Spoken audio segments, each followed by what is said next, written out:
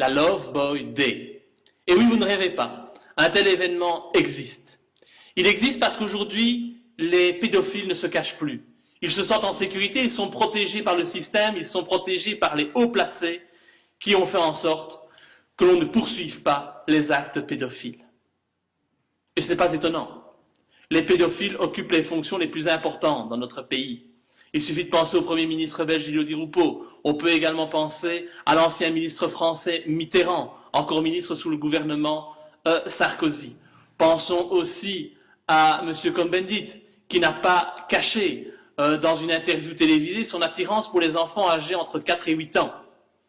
M. Mitterrand, lui, se vantait de ses voyages en Asie pour satisfaire ses pulsions pédophiles.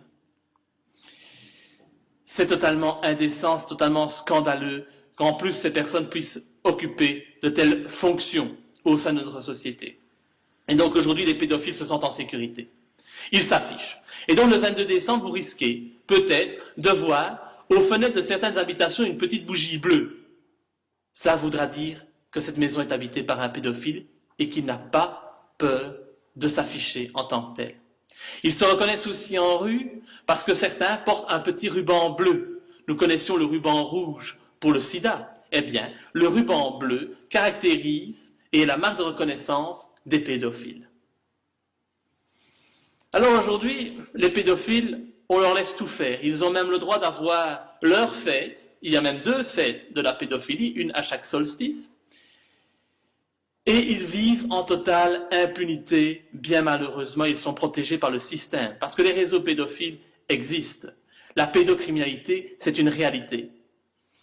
Par contre, ce que je constate, c'est que toutes les personnes qui se lèvent pour combattre les pédophiles, pour combattre la pédocriminalité, eh bien, eux, on leur pose des problèmes. La justice se retourne contre eux. Je pense à Stan Mayo, je pense à Jeannette Siemann, encore aujourd'hui incarcérée, je pense à Marcel Vervloesen, je pense à toutes ces personnes qui ont été traitées de folles parce qu'elles ont osé révéler l'existence des réseaux pédophiles.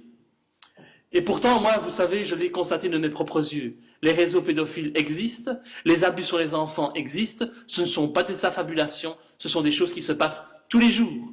Tous les jours dans nos pays, les enfants sont abusés. Des enfants, soit des nouveau-nés, ça arrive malheureusement, c'est ignoble, ou des adolescents, des jeunes enfants. Ça touche aussi bien les garçons que les filles. C'est ignoble, mais cela arrive. Il y a même aujourd'hui des enfants, souvent des étrangers en situation illégale, et donc qui ne sont pas spécialement recherchés dans nos pays, qui, eux, sont massacrés, torturés et assassinés pour satisfaire les pulsions morbides de ces détraqués sexuels.